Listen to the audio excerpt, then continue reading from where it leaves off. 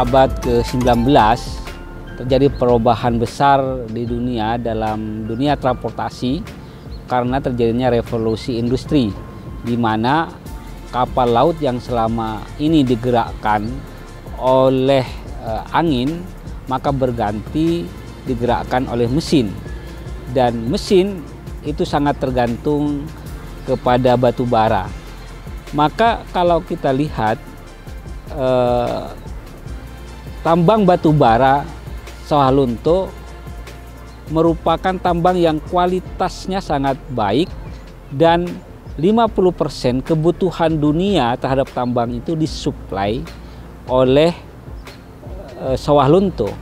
Maka sebenarnya bisa kita katakan bahwa jalur rempah pada abad ke-19 itu digerakkan dari kota Sawah Lunto sebagai penghasil tambang batu bara terbesar di Nusantara.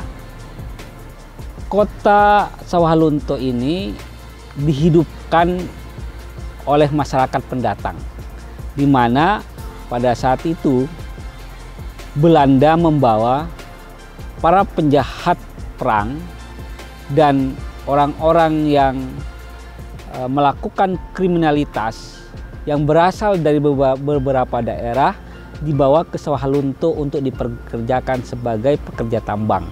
Ada yang berasal dari Jawa, berasal dari Sulawesi, berasal dari Sunda, berasal dari Madura, dan beberapa daerah yang tersebar di Nusantara. Ini terlihat ketika kita menyaksikan pertunjukan-pertunjukan yang saat ini hadir di Sawah Lunto. Ada pertunjukan yang wayang yang ciri khasnya adalah Sawah Lunto. Demikian juga ketika kita berbicara tentang manusia rantai sebagai pekerja utama dari tambang batu bara ini, di mana ketika pada hari-hari libur biasanya diadakanlah sebuah pertunjukan seni yang berasal dari beberapa daerah, di mana setiap pekerja tambang itu mengatraksikan budaya seni yang berasal dari di mana mereka dilahirkan. Maka jalur rempah tidak didorong oleh satu etnis, tetapi banyak etnis yang memiliki kontribusi untuk menghidupkan jalur rempah yang ada di Nusantara.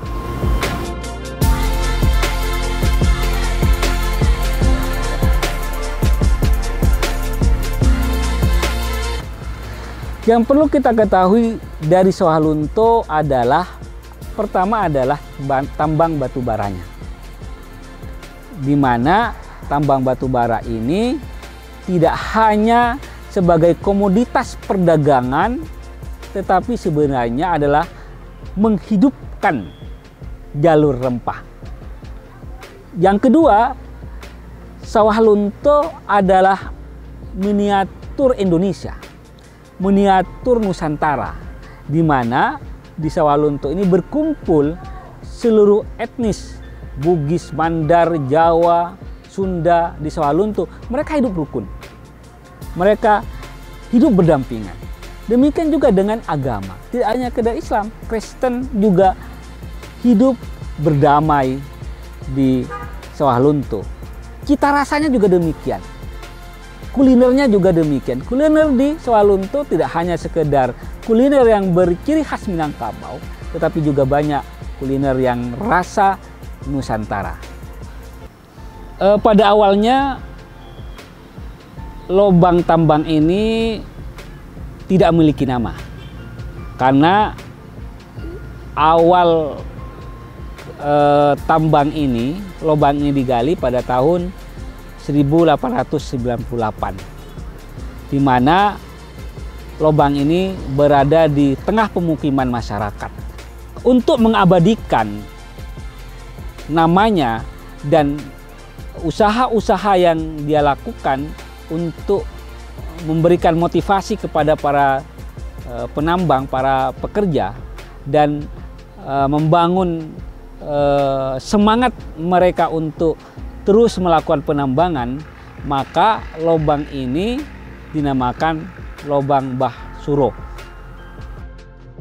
Lobang tambang batu bara ini dibuat untuk menggali tambang yang ada di bawah tanah ini.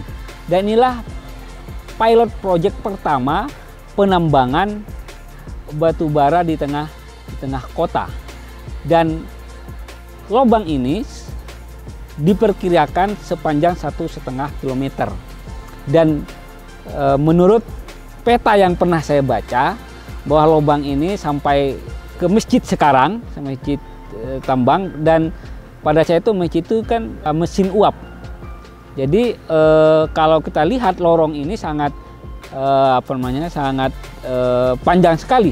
Namun karena ditakutkan nanti berbahaya, maka tidak semua lobang ini bisa dipergunakan sebagai tempat melihat atau tempat wisata para pelancong yang datang ke Sawalunto. Dari lobang inilah kemudian batu bara ini dibawa ke stasiun kereta api yang ada di Sawalunto, kemudian dibawa ke Padang, ke Emma Haven, kemudian dari Emma Haven inilah dibawa ke Eropa.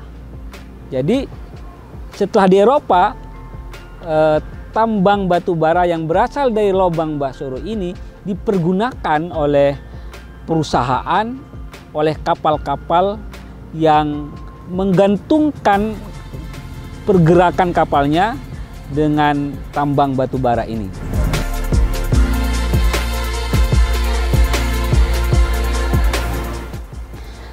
Keterkaitan Sawalunto dengan jual rempah adalah penggerak utama jalur rempah pada abad ke-19 dan abad ke-20 Masehi. Karena kereta api, kemudian kapal laut itu bergerak karena ada mesin uap. Dan mesin uap ini satu-satunya yang bisa untuk menggerakkannya adalah batu bara. Nah, keberadaan Sawalunto di kota kecil ini sebenarnya memiliki peran yang sangat strategis dalam jalur rempah pada abad 19 ke-20, dan ini jarang diteliti dan luput jadi kajian, baik kajian peneliti ekonomi maupun isu-isu jalur rempah. Maka pada saat ini kita mencoba untuk mengungkapkan bahwa Sawalunto memiliki peran penting dalam menggerakkan jalur rempah yang ada di Nusantara.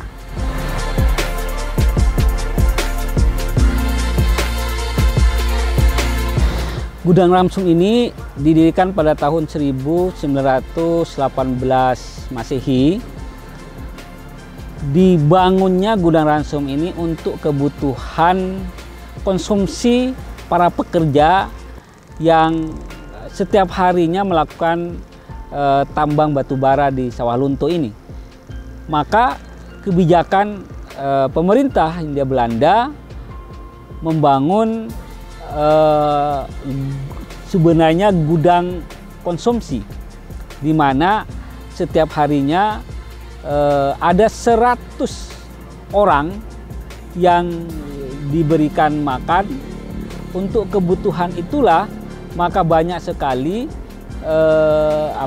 beras, rempah-rempah yang lain dipergunakan. Sehingga kalau kita lihat gudang Ransum ini sebenarnya memiliki kaitan terhadap penggunaan rempah itu sendiri. Sehingga di satu sisi gudang Ransum ini mempergunakan batu bara sebagai api untuk memasak. Di sisi lain ada rempah-rempah yang dihidangkan yang berasal dari berbagai daerah.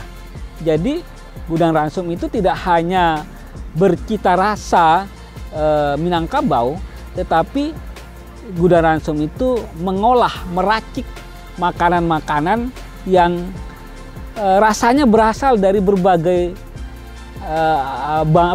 etnis yang ada di Nusantara ini.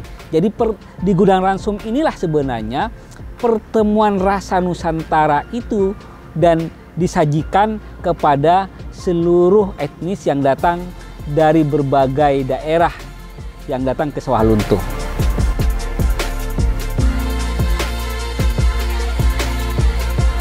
Fungsi kereta api itu adalah untuk memindahkan barang dan orang dari satu tempat ke tempat yang lainnya. Dan dalam konteks batu bara ada 3 hal yang memiliki kaitan, yang 3 hal ini tidak bisa dipisahkan. Pertama adalah pelabuhan Emmahaven, kemudian ada kereta api, yang ketiga adalah adanya tambang batu bara di Sawah Lunto. Nah, Emmahaven, kereta api itu ada karena pada saat itu akan ada eksploitasi batu bara di Sawah Lunto. Maka untuk memperlancar perpindahan barang tersebut, maka dibuatlah jalur rel kereta api dari Padang ke Sawah Lunto. Dan itu membutuhkan waktu yang begitu lama karena wilayah atau lintasan rel kereta api yang ada di Sumatera Barat berbeda dengan lintasan kereta api di tempat-tempat yang lain.